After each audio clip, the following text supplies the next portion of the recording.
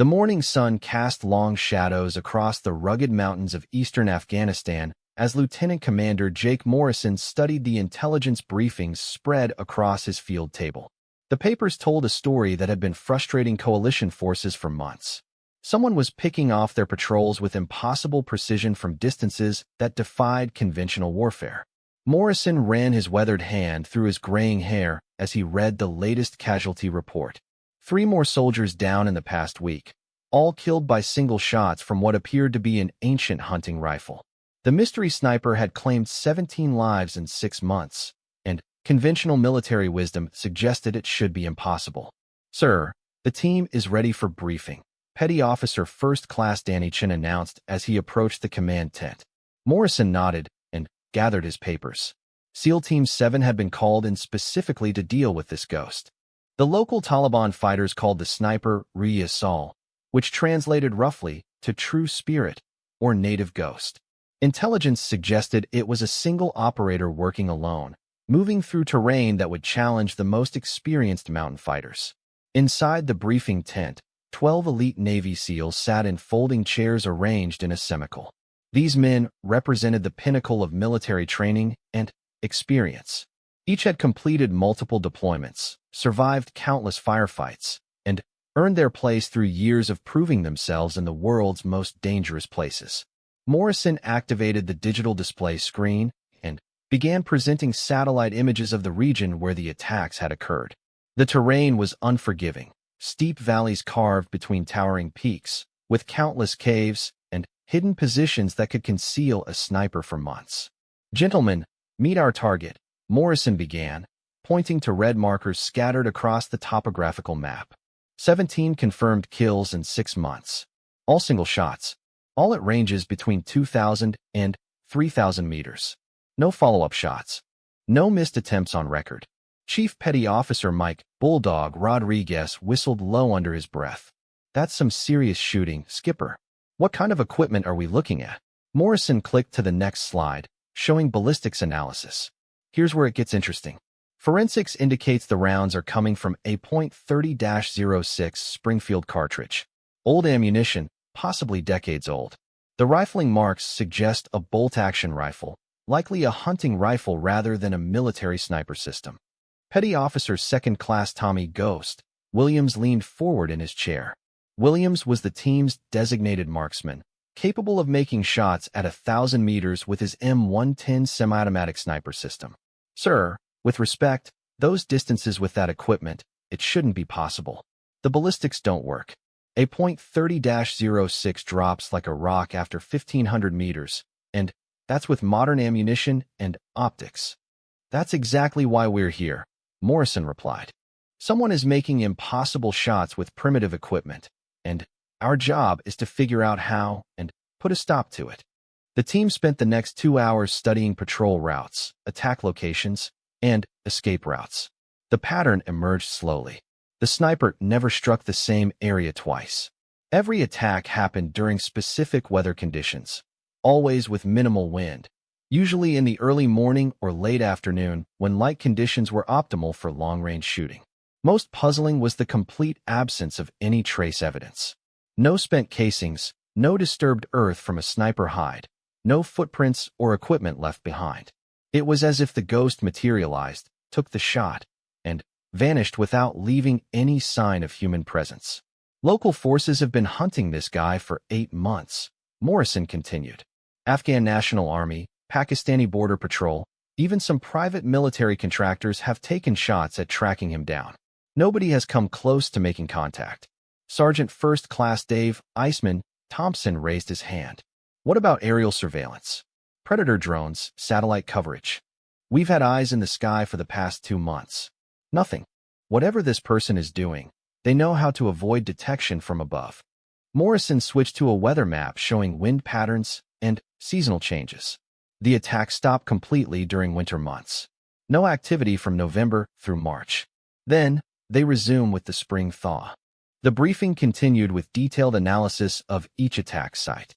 The team studied photographs of the terrain, elevation charts, and detailed meteorological data from each incident.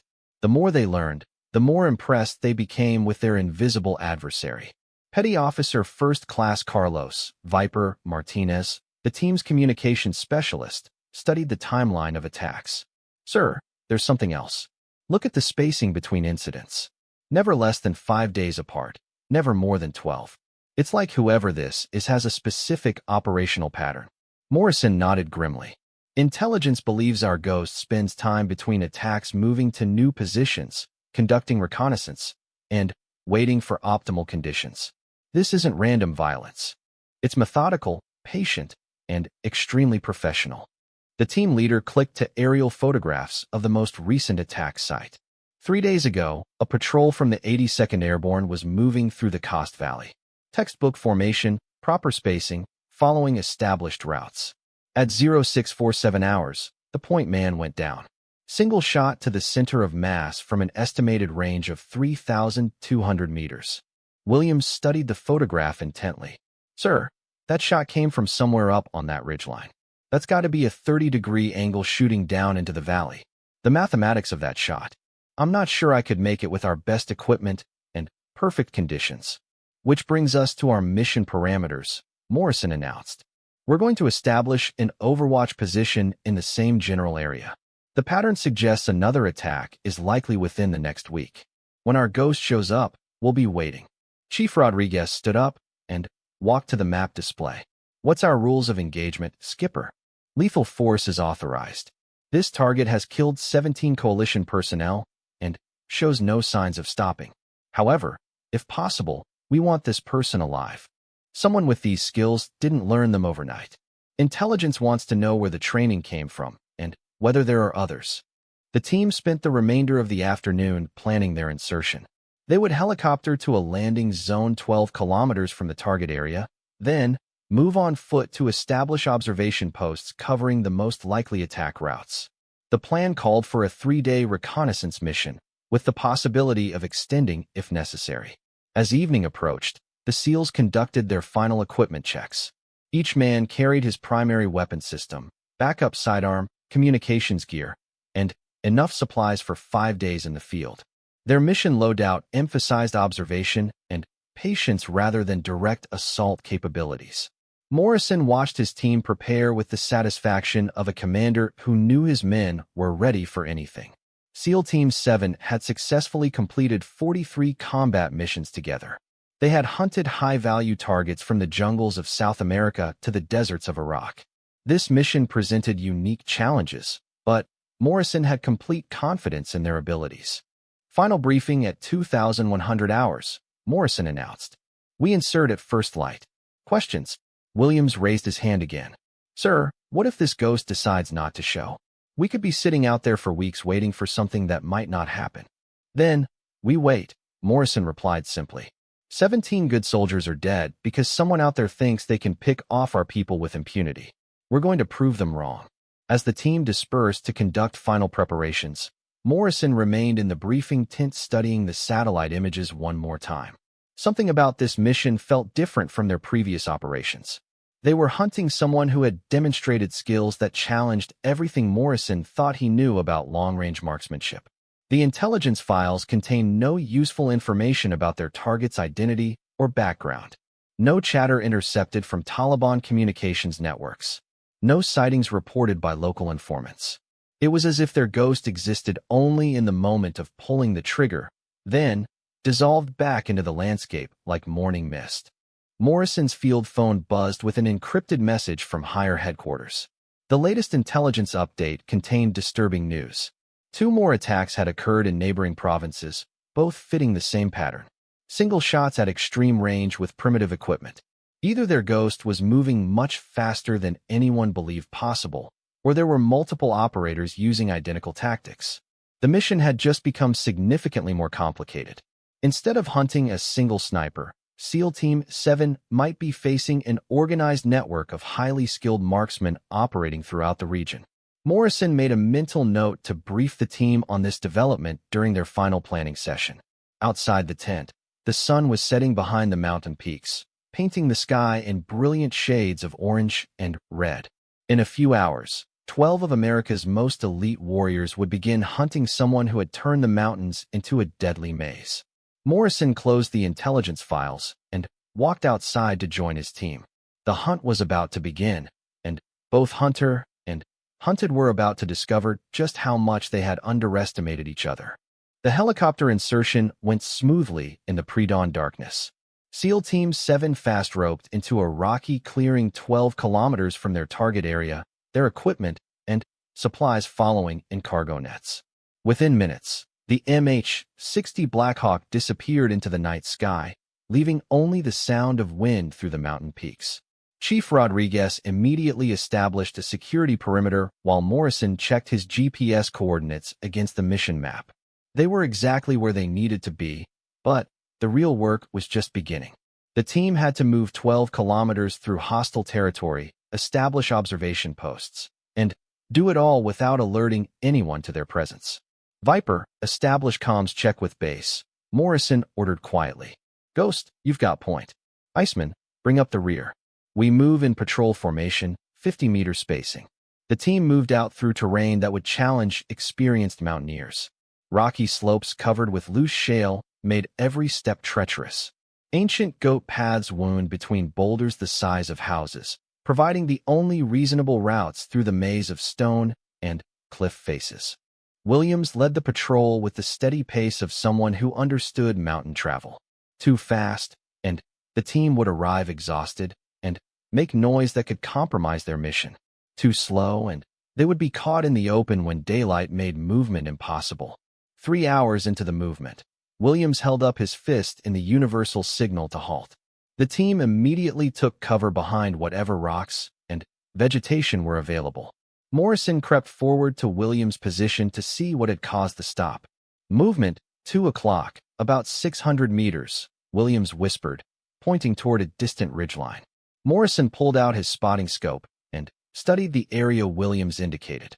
After several minutes of careful observation, he spotted what had caught Williams' attention. A small group of figures was moving along the ridge, following what appeared to be a well-worn trail. Local herders, probably, Morrison decided after watching their movement pattern. But they're moving awfully early. Keep watching them until they clear the area. The team waited in position for 20 minutes until the distant figures disappeared over the ridge. It was a reminder that these mountains were home to people who had lived here for generations, who knew every trail and hidden valley better than any satellite map could reveal. The patrol continued toward their destination as the sky began to lighten with approaching dawn. Morrison checked his watch and calculated their progress. They were making good time, but they needed to be in position and concealed before full daylight exposed them to observation from the surrounding peaks. As they climbed higher into the mountains, the terrain became even more challenging. The air grew thinner, and the temperature dropped noticeably. Each man carried enough cold weather gear for the conditions, but comfort was not a priority. Their focus remained on moving quietly and leaving no trace of their passage. LZ is 2 clicks ahead, Morrison announced during a brief rest stop. We'll establish base position in that cluster of rocks on the eastern slope. Good observation of the valley, multiple escape routes, natural concealment. The team resumed movement, now extra cautious as they approached their operational area. This was where their Ghost had demonstrated the ability to make impossible shots, which meant every ridge and rock formation could potentially conceal a sniper position. Williams suddenly dropped to one knee and raised his fist again. This time, Morrison could see what had caused the alarm. Fresh boot prints in a patch of sandy soil between 2 large rocks. The prints were recent, probably within the past 24 hours, and they were definitely not from military boots. Trail boots, Williams whispered as Morrison examined the tracks. Leather soles, probably handmade. Size looks like maybe a 7 or 8. Small feet. Morrison studied the prints more carefully. The stride length and depth suggested someone lightweight, probably not more than 140 pounds. The prints headed directly up the mountain toward the same area where SEAL Team 7 intended to establish their observation post. Change of plans, Morrison decided. We follow these tracks carefully. Our Ghost might be closer than we thought. The team began moving again, now following the trail of boot prints up the mountainside. Williams used his tracking skills to follow the sign while maintaining security. The prints led them along what appeared to be an ancient hunting trail, worn smooth by generations of use. After an hour of careful tracking, the boot prints suddenly vanished on a stretch of bare rock. Williams spent 15 minutes searching for where the trail continued, but found nothing. Whoever they were following had deliberately chosen this spot to break their trail and disappear. Professional counter-tracking, Williams reported to Morrison. This person knows what they're doing. Morrison made the decision to continue to their planned observation position. The fact that someone was moving through the same area made their mission even more urgent. They needed to get into position and establish surveillance before their target appeared. The team established their base camp in a natural formation of boulders that provided excellent concealment and multiple escape routes. Morrison divided his men into three-man observation teams, each covering a different section of the valley below. Remember, Morrison briefed the teams, "We're looking for someone who can make shots at ranges up to 3,500 meters. That means they could be positioned anywhere within that radius of potential target areas. Use your optics, but don't expect to see anything obvious." The teams settled into their positions as the sun rose higher and illuminated the valley system below. Through their high-powered spotting scopes, they could observe an area covering nearly 50 square kilometers of mountain terrain. Hours passed with no sign of movement other than occasional birds and the distant shapes of mountain goats moving along impossible cliff faces. The SEALs maintained their discipline, taking turns on observation duty while others rested and maintained equipment. At 1,347 hours, Petty Officer Martinez detected movement on a ridgeline nearly 4 kilometers away. Contact, Northwest Ridge, approximately 4,000 meters. Single figure, moving along the military crest. Morrison immediately focused his spotting scope on the area Martinez indicated. After several minutes of observation, he located the distant figure. Even at maximum magnification, details were difficult to distinguish, but someone was definitely moving with purpose along the ridge. "That's our AO," Morrison confirmed. "Perfect position for long-range shooting into the valley. All teams maintain observation. Do not lose contact." The distant figure moved with the steady pace of someone who knew the terrain intimately. Morrison watched through his scope as the person followed what appeared to be a concealed trail that would be invisible to anyone not familiar with the area. "Ghost, what's your assessment?" Morrison asked Williams, who was using the team's most powerful optics to observe the distant figure. "Definitely human, moving with tactical awareness. They're staying below the skyline, using natural concealment. Range is too great to determine equipment, but the movement pattern suggests someone with military or hunting experience." The figure disappeared from view behind a rock formation, and, despite careful observation, the SEALs were unable to reacquire visual contact. Whoever they were watching had vanished as completely as if they had never existed. "That's our ghost," Morrison announced with certainty. "Range, movement pattern, use of terrain for concealment. Has to be our target." The team maintained their observation positions throughout the afternoon, but the mysterious figure did not reappear. As evening approached, Morrison faced a tactical decision. They could maintain their current position and wait for another opportunity, or they could move closer to where they had seen the contact. "We move at 0200 hours, Morrison decided. "Ghost team will advance to the ridge where we lost contact. Overwatch team maintains position here with communications coverage. Support team moves to blocking position in case our target tries to escape through the eastern valley." The plan meant splitting his 12-man team into smaller elements, which increased risk but also increased their chances of making contact with their elusive target. Morrison was confident that SEAL Team 7 could handle the tactical complexities of a multi-team operation in hostile terrain. As darkness fell over the mountains, the team prepared for their night movement. Each man checked his equipment one more time, ensuring that nothing would make noise or reflect light during their approach. Night vision equipment was tested and communication protocols reviewed. "Remember," Morrison addressed his teams during the final briefing. "This person has demonstrated exceptional skills. Do not underestimate them. Maintain noise discipline, watch your spacing, and be ready for contact at any time." Williams led the advance team out into the darkness, using his night vision equipment to navigate the treacherous terrain. The route to the distant ridge would require nearly 4 hours of movement through some of the most difficult mountain terrain in the region. Behind them, Chief Rodriguez positioned his Overwatch team with communications equipment and long-range observation capabilities. Their job was to maintain contact with the advancing team and provide early warning if other threats appeared in the area.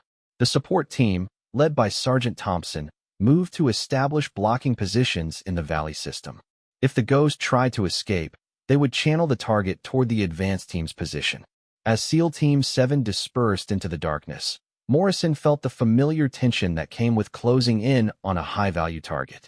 After months of preparation and planning, they were finally within striking distance of the sniper who had killed 17 coalition personnel. The hunt had moved into its final phase, but Morrison suspected that their Ghost was about to prove even more dangerous than anyone had imagined. In these mountains, where every rock and shadow could conceal a deadly surprise, the advantage could shift in an instant. The night was about to reveal just how well both hunter and hunted understood the deadly game they were playing. The night movement took longer than anticipated. Williams led his three-man advance team through terrain that seemed designed to break ankles and make noise. Loose rock slides threatened to give away their position with every step, and the narrow goat paths that looked passable on satellite imagery proved to be crumbling ledges barely wide enough for a single person. "This is taking too long," Williams whispered into his radio as they paused to navigate around a cliff face that blocked their intended route. "We're going to be caught in the open when the sun comes up." Morrison's voice crackled back through the encrypted communication system. "Continue mission. Find an alternate route if necessary, but get to that ridge." Williams studied his map and GPS coordinates, then looked at the terrain ahead. The direct route was blocked, but an ancient trail seemed to switch back up the mountain face about 200 meters to their left. It would add another hour to their movement, but it was their best option for reaching the target area. The team adjusted their route and began the long climb toward the ridge where they had observed the mysterious figure. Each step had to be calculated to avoid loose rocks and unstable ground. Williams moved with the patience of someone who understood that one mistake could send them sliding down several hundred feet of rocky slope. As they climbed higher, the air grew thinner and colder. Each man monitored his breathing and heart rate, knowing that altitude could affect their performance when they needed it most. The ridge they were approaching sat at nearly 3,800 meters above sea level, high enough to cause problems for anyone not acclimatized to mountain conditions. "Ghost Team, this is Overwatch." Chief Rodriguez's voice came through their earpieces. "We have movement in the valley. Possible patrol approximately 2,000 meters south of your position." Williams immediately signaled his team to take cover among the rocks and vegetation. Through his night vision equipment, he could see lights moving in the valley below. Vehicle headlights, probably a routine patrol or supply convoy moving along the valley road. "Copy, Overwatch. We're in position to observe. Continuing mission." The lights in the valley continued moving eastward and eventually disappeared around a bend in the road. Williams waited another 10 minutes to ensure they were clear, then resumed the approach to the ridge. By 04:45 hours, Williams' team had reached a position approximately 500 meters from where they had observed the contact the previous day. The sky was beginning to show the first faint gray of approaching dawn, which meant they needed to find concealment quickly. "Ghost Team in position," Williams reported, beginning detailed reconnaissance of target area. Through his high-powered scope, Williams began systematically searching every rock formation, cave entrance, and potential hide site on the ridge. The terrain was perfect for a sniper position, solid rock for stable shooting, multiple escape routes, and commanding views of the valley system below. After an hour of careful observation, Williams found what he was looking for. A natural depression between two large boulders showed subtle signs of human use. The ground was more compressed than the surrounding area, and several small rocks had been moved to create better fields of fire. "Overwatch, this is Ghost Team. I have what appears to be a prepared fighting position. Grid 41 SMD8 47392. No current occupancy, but definitely shows recent use." Morrison's voice came back immediately. "Copy, Ghost Team. Maintain observation. Do not approach the position until we have more intelligence." Williams settled into a concealed observation position and began the methodical process of watching for any sign of the ghost's return.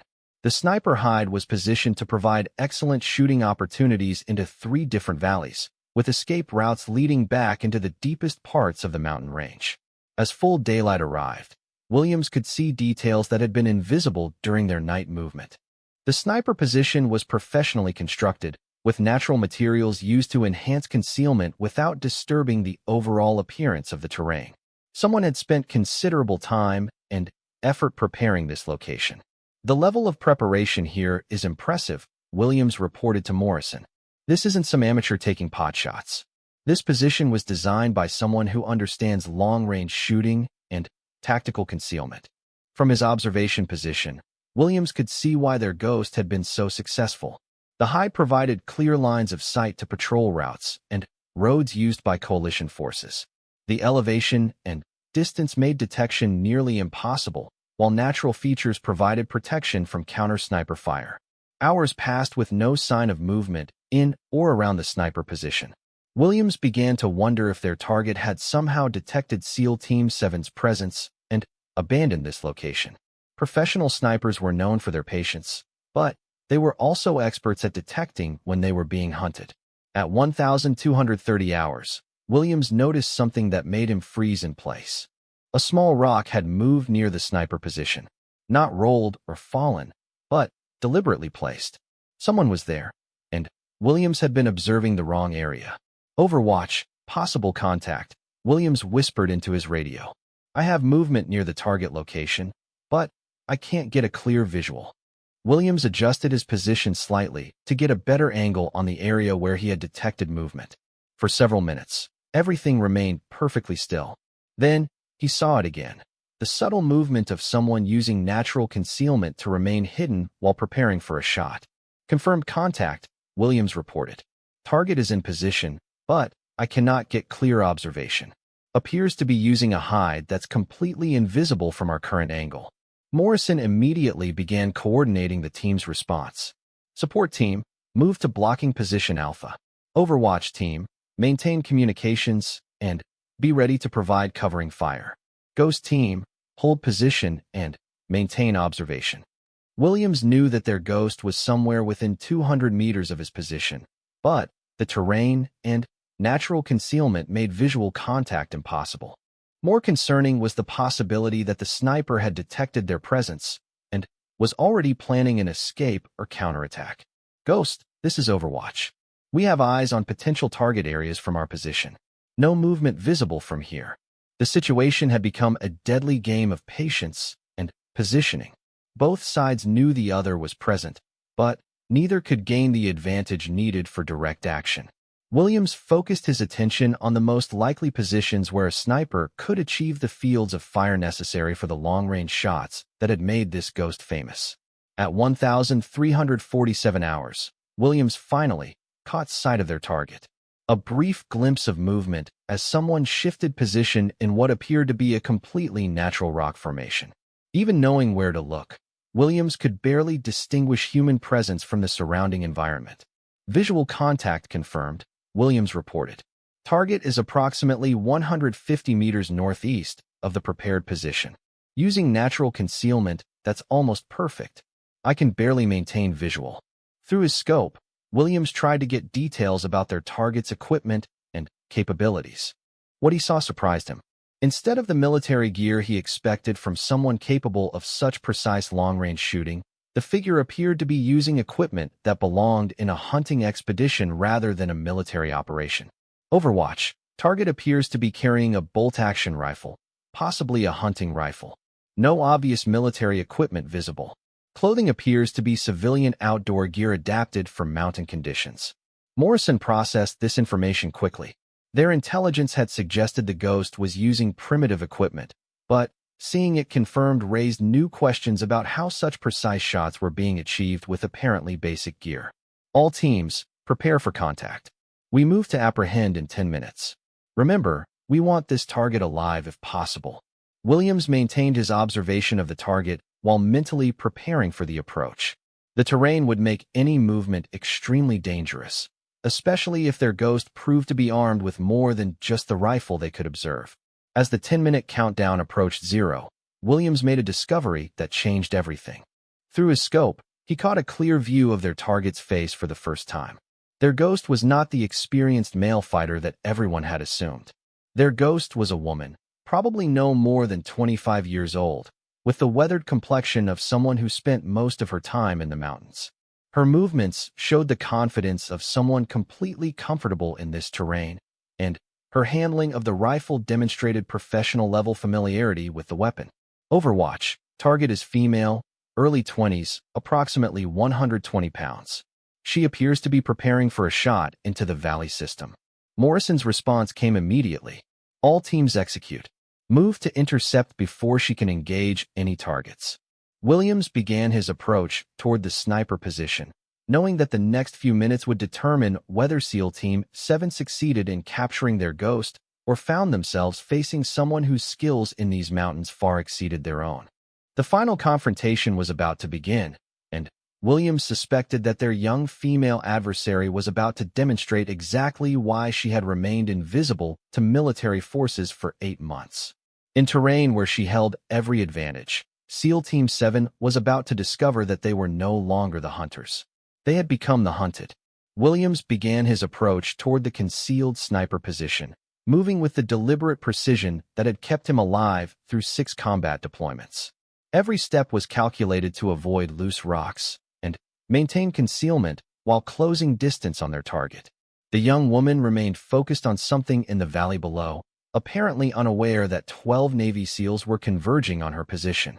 Through his scope, Williams could see that she was making minute adjustments to her rifle, preparing for what appeared to be an extremely long-range shot. Ghost Team, I have visual on target preparing to engage. Request permission to take the shot.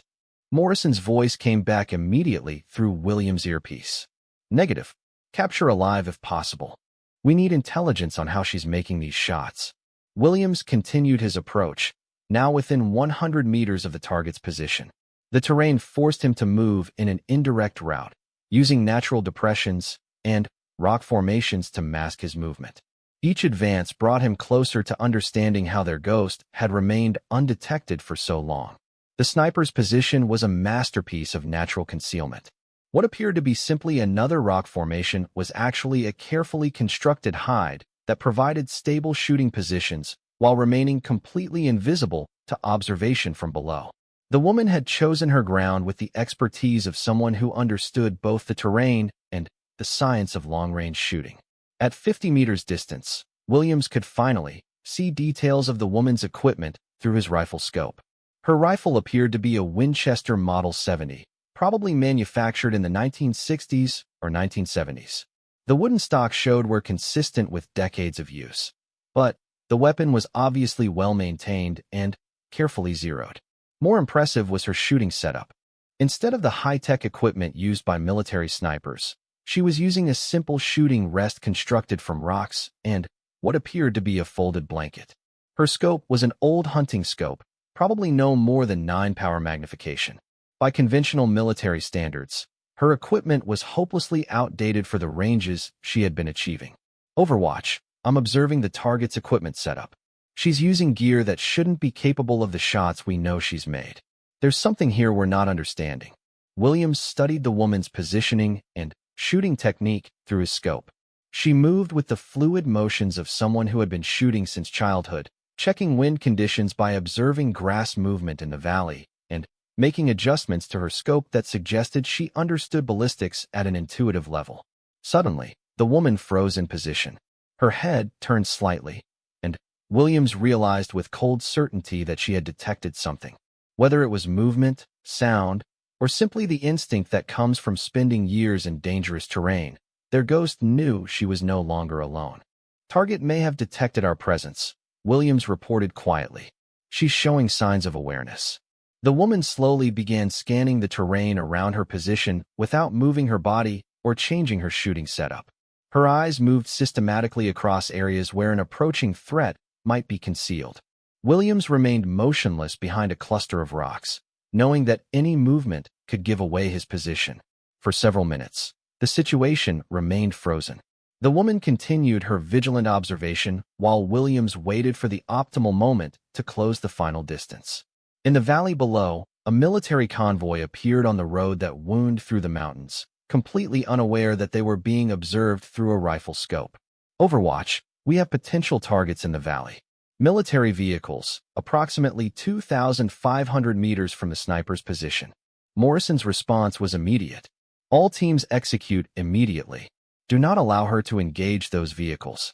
Williams broke from concealment and began his final approach, moving as quickly as the terrain would allow while maintaining some element of surprise. The woman immediately detected his movement and began turning toward his position, her rifle swinging away from the valley and toward the approaching SEAL. Contact, contact! Williams called into his radio as he closed the final 30 meters toward the sniper position. The woman's response surprised him.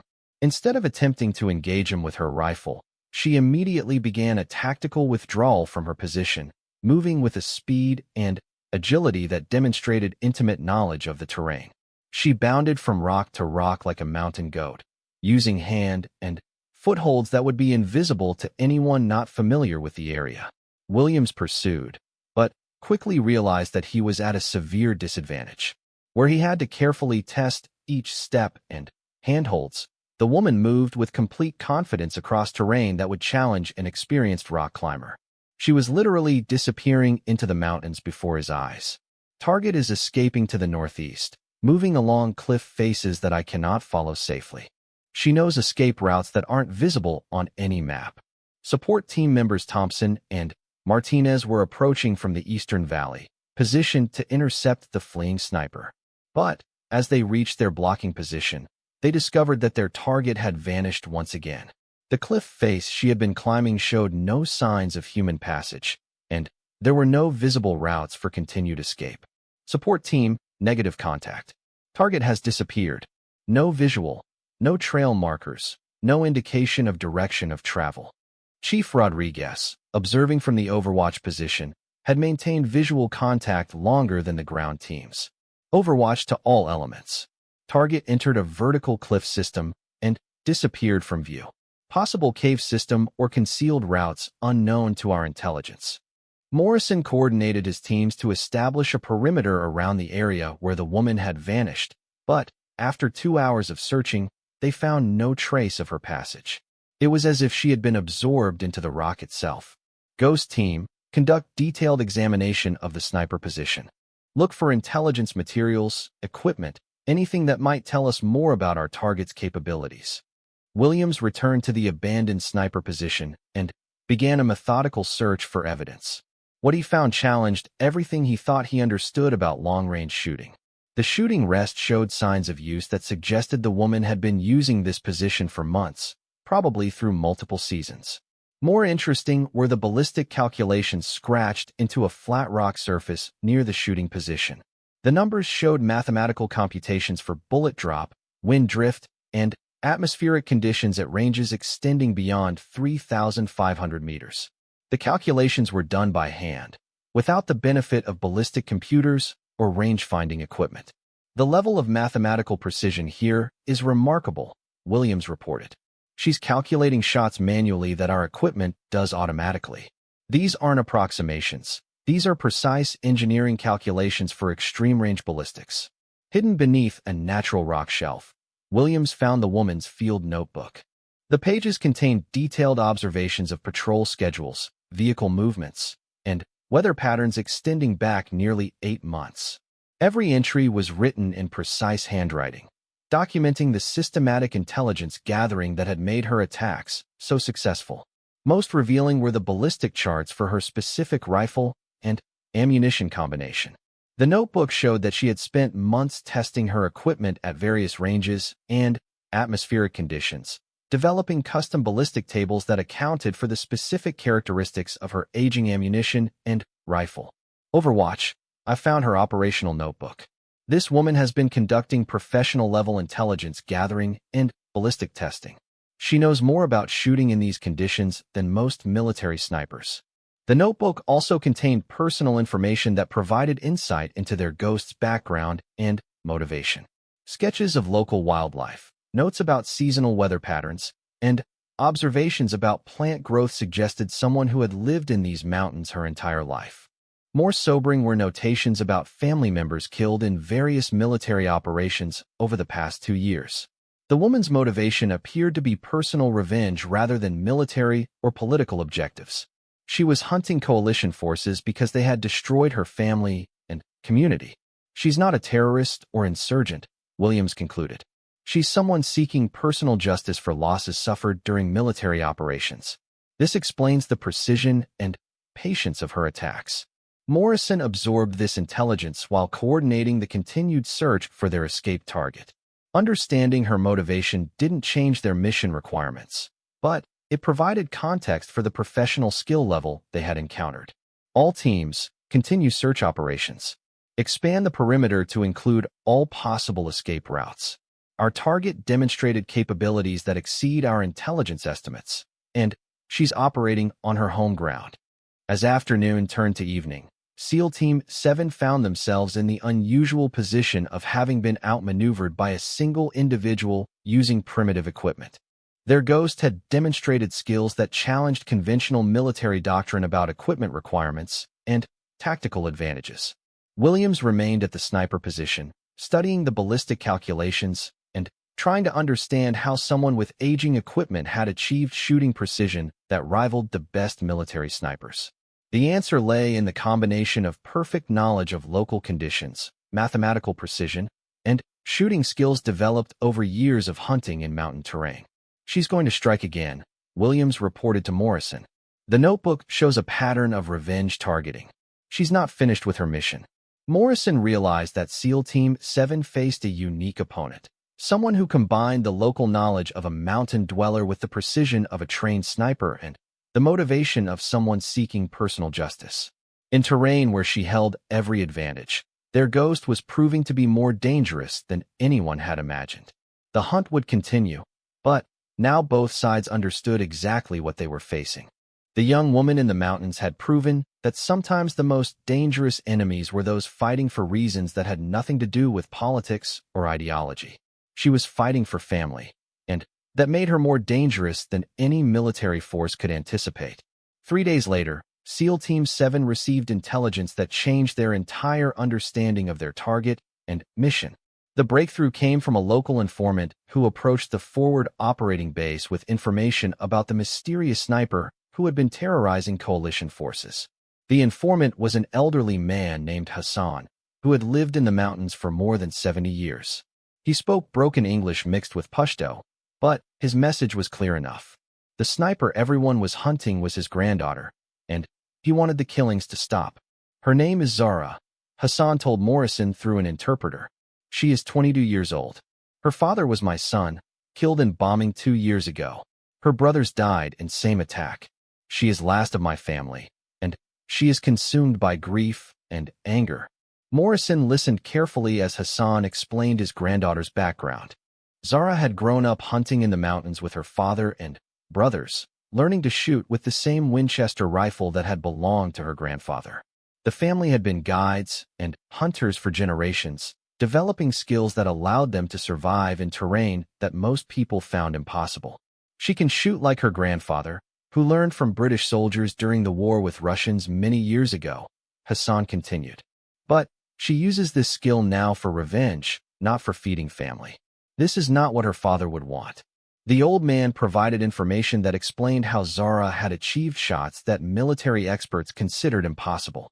Her ammunition was indeed decades old, but it was match-grade hunting ammunition that her grandfather had carefully maintained in controlled storage conditions. More importantly, she had spent 2 years after her family's death systematically testing and documenting the ballistic characteristics of her specific rifle and ammunition combination. She knows each bullet like you would know your own child, Hassan explained. She tests every round, measures powder weight, sorts bullets by weight and shape. She makes each shot perfect because she must. She has only small amount of ammunition, and each shot must count. Morrison realized that Zara's precision came from necessity rather than military training. With limited ammunition and no ability to resupply, she had been forced to develop shooting skills that exceeded military standards. Each shot represented months of preparation and calculation, which explained why she never missed and never took follow-up shots. Hassan provided additional intelligence that revealed the extent of Zara's tactical preparation. She had spent more than a year conducting surveillance of coalition patrol routes, studying vehicle movement patterns, and identifying the optimal shooting positions throughout the mountain region. Her attacks were the result of patient intelligence gathering and precise planning rather than opportunistic violence. She has 14 bullets remaining, Hassan said. Each bullet has name of person she wishes to kill. When bullets are finished, she will find another way to continue her revenge, or she will die trying. Morrison faced an ethical dilemma that wasn't covered in standard military training. Their target was a young woman seeking personal justice for the death of her family, using skills learned for survival rather than warfare. She represented a direct threat to coalition forces, but she was also a victim of the larger conflict that had destroyed her community. Can you convince her to surrender? Morrison asked through the interpreter. Hassan shook his head sadly. She believes she has nothing to live for except revenge. In our culture, family honor must be satisfied. She will not stop until she is dead or all those responsible for her family's death are dead.